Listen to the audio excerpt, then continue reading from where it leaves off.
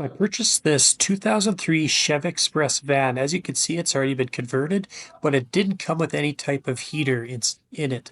So I purchased a Vevor 2000 watt diesel heater. If you follow along, I'll explain and show you guys how I went about installing it. So one of the first things you need to do is, figure out a good place to put the heater.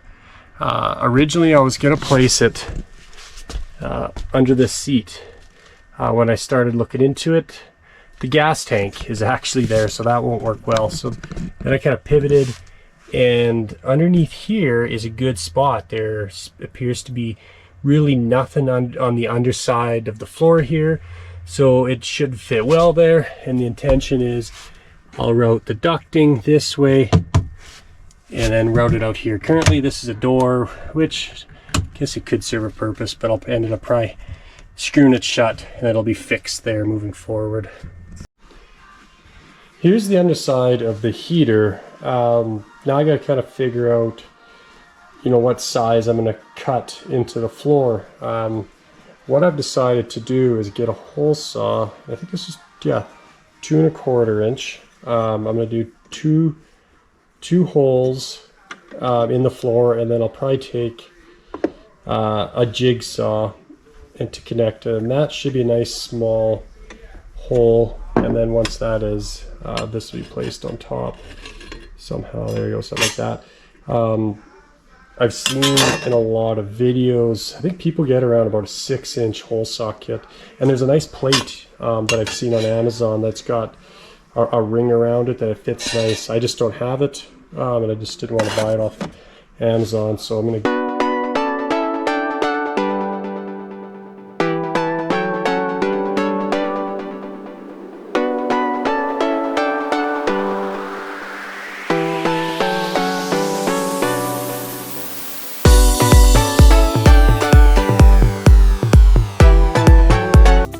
got some exhaust wrap that is right here.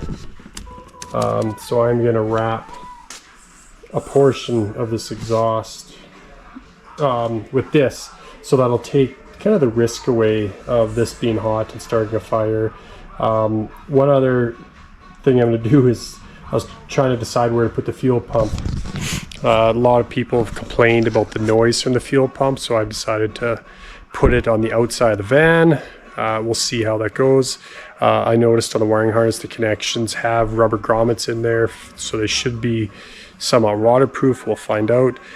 So to do that, I am going to remove this plate, and the fuel line is actually going to come directly out now, and I'll show you shortly how I'm going to mount the fuel pump, and then I'll kind of hold the bottom of the floor and then fish this wire back in, and then we'll go to the fuel tank.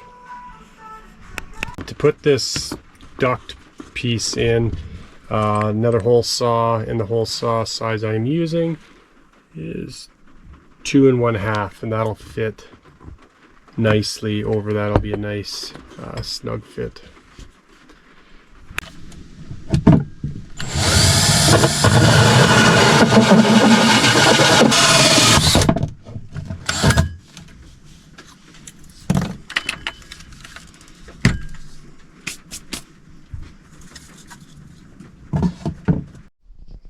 So just got this duct piece mounted. Now basically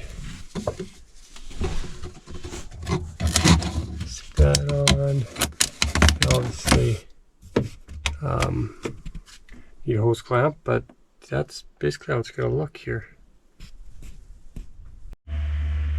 So next we got to get the fuel tank mounted. So just by sheer luck, it's going to fit here. So what I did kind of off camera is I notched this out, and I'm planning to basically fit the tank just like that. It should fit pretty nice there.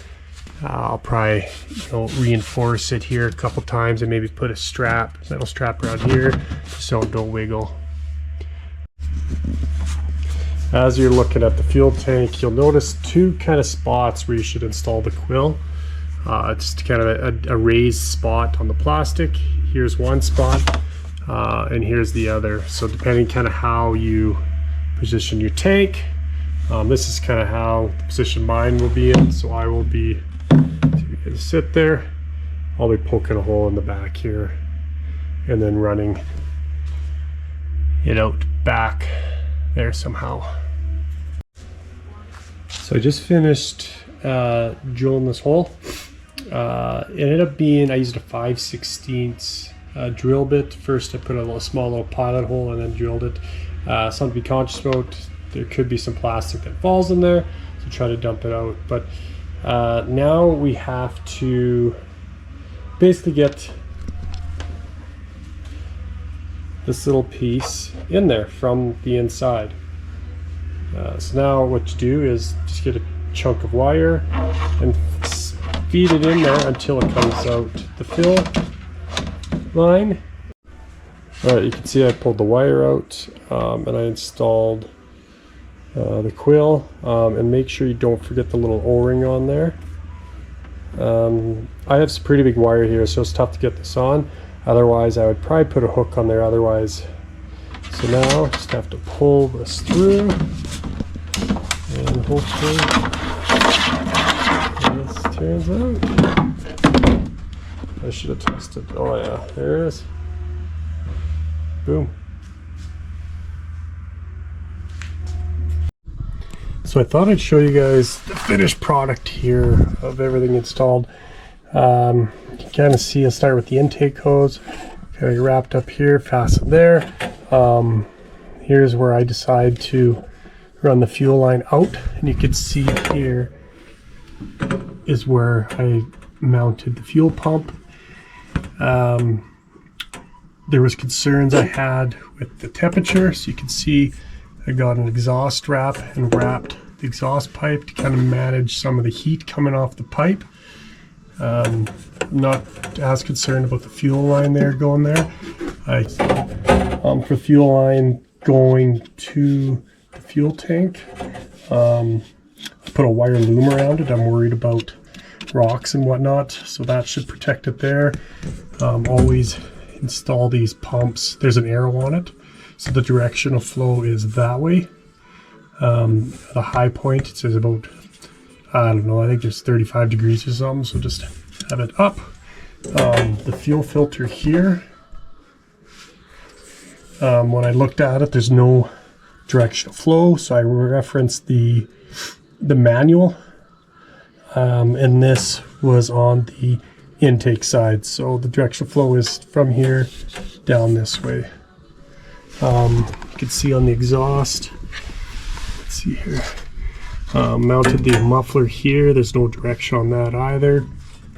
Something to note is there's a little drain hole here as moisture condenses in here, so I have it pretty much vertically. You can see here I got a long stretch of exhaust pipes. I ended up purchasing this off Amazon. It kind of looks like a mess, but overall I wanted it to look decent, as well as point out like the exhaust on the engine here.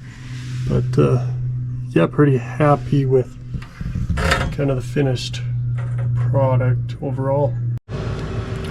Okay, I got the heater running. You can see right here it's 21 degrees in here. If you use the right arrow, it's actually set. This here is the thermostat setting. Currently it's an auto, and this is the time, but I haven't set the time yet. So there's an auto function that works off thermostat as well as manual. To switch to manual, you push and hold the power button, and then it goes to manual here, and this is number 1, and then you have up to 10 settings. Honestly, I have it on, it's on 1 right now, and it is blowing substantially, but if you click it up to here, you'll hopefully hear this thing wrapping up.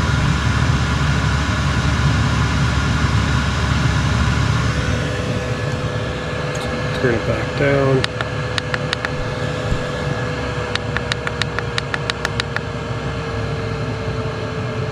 Switch it back to thermostat setting. So after I did this initial install and learning more about this control module, when the controller's in the auto setting, I originally thought it was a thermostat, when in fact it's actually a temperature controller. And I learned this after talking with Vevor. So when it's currently on this 22 degrees, uh, I thought the heater should turn off, when in fact those 10 speed settings or blower settings, what when it hits the temperature set point, it's supposed to slow down to the lowest setting, 1 in this case, and try to maintain the temperature setting. It still has the ability to overshoot your temperature setting, but that's just kind of the way this controller is designed. Prior to going for your initial start, ideally you want to have all the air purged out of your fuel line, right from your fuel tank up to your heater.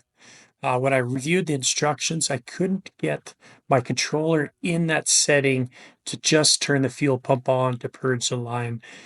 So what I had to do was just do a normal startup sequence, and had to do it about 5, 6 times. And through that, it pumped enough diesel up to the heater to get the diesel running, or excuse me, to get the heater running. If you've had some success with this and getting that controller in that manual setting, please share in the comments below for myself and everyone else to understand how you've done this. So hopefully you've taken a few things away from this video to help you make a decision on installing your own Vevor heater. I've also made an additional video of a 6-month review of the heater on kind of things that have been working well and the opportunities for improvement on this heater. So feel free to watch that. And as always, feel free to hit that like button and comment below. Yeah, I'll see you next time. Thank you.